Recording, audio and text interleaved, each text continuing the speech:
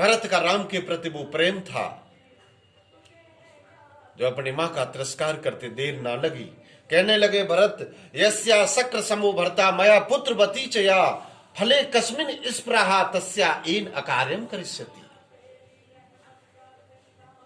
जिसका पति इंद्र के समान हो, दशरथ जी इंद्र से कम नहीं थी, मया पुत्र बती चया, मेरे जैसे पुत्र से सुशोभित हो जो मां,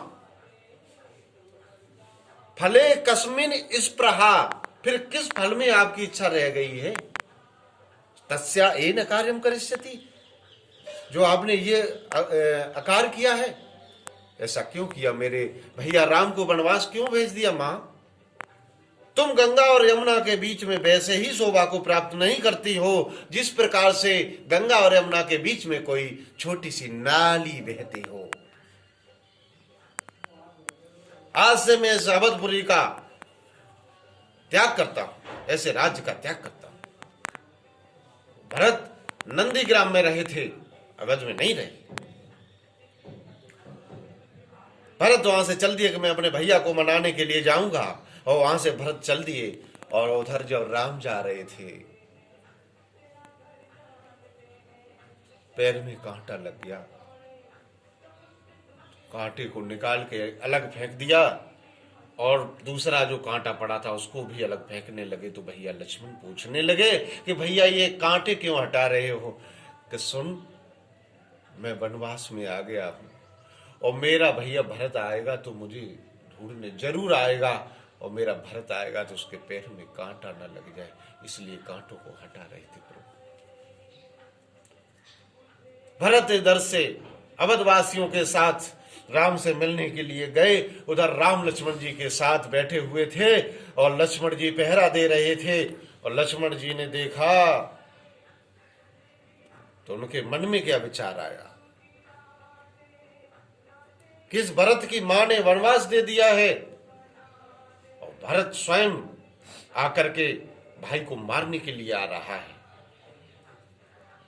ऐसा विचार आ गया लक्ष्मण जी के मन में, और कहने लगे, भैया भरत आ रहा है, और सुनो मेरी बात। राम की बात नहीं सुनी लक्ष्मण ने, और कहने लगे, आए होंगे भरत कुमति बस वन में, तो मैंने ये संकल्प किया है मन में, मैं इस सर का लक्ष्य चुनूंगा क्षण में, और प्रतिशोध आपका भी न सुनूंगा रण में। हे भैया राम, अब मैं आपकी एक नहीं सुनूंगा। राम ने कहा, शांत हो जाओ लक्ष्मण, शांत हो जाओ, आप असलियत को नहीं जानते हो। अभी भरत आ रहा है, हमसे मिलने के लिए आ रहा है।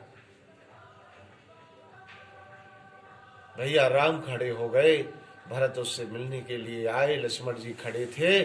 जैसे ही इन्होंने देखा भरत राम से मिलने लगे, और बहुत जोर जोर से रोए हैं।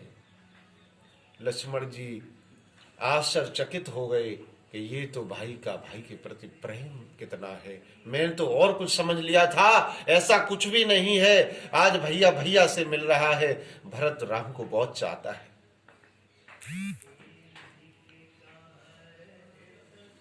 राम ने कहा, देखो लक्ष्मण भरत को। उस समय तुलसीदास जी चौपाई लिखते हैं कि हो तल भूतल भाव भरत सो, सचर चर चर अचर करत को। जब भरत और राम मिले हैं तो सारी प्रकृति स्तब्ध हो गई, अपनी अपनी जगह स्थिर हो गई। देवता स्वर्ग में दुखी हो गए। दुखी क्यों हो गए? देवताओं ने सोचा कि भाई के प्रति अगर इतना प्रेम है तो राम वनवास में जा ही नहीं सकते हैं, और राम वनवास नहीं गए तो राक्षसों का वध नहीं होगा, और राक्षसों का वध नहीं होगा तो हमारे देवताओं का सिंहासन जो है राक्षस ले लेंगे, और कोई धार्मिक प्रक्रिया नहीं होने देंगे, कोई हवन यज्ञ नहीं होने देंगे। इसलिए देवता स्वर्ग में दुखी होने लगे कि अगर भरत के कहने से राम मान गए तो यहां से लौट सकते हैं। भरत ने कहा, भैया चलो, मैं तुम्हारे बगैर नहीं रह सकता।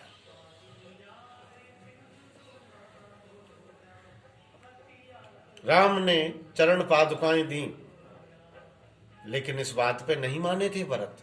भरत इस पे माने थे कि राम ने कहा, भरत जिसे आप चाहते हो उसे आप खुश देखना चाहते हो या नहीं, प्रसन्न देखना चाहते हो ना? भरत ने कहा, हाँ भैया, हम खुश देखना चाहता हूं आप। तो तुम्हारे भैया राम की खुशी इसी में है कि मैं वनवास में जाऊं, पिताजी के वचनों का पालन करूं। अगर मेरा भाई मुझे खुश देखना चाहता है, मुझसे प्रेम करता है, तो मेरी इस बात को मान ले, चरण पादुका लेकर के चली जाओ अवध में और वहां जाकर के चरण पादुका रख देना और उसके बाद आप रक्षा करना अवध की। यहां पर भरत जी मान जाते हैं और वापस लौट जाते हैं। बोल सियावर रामचंद्र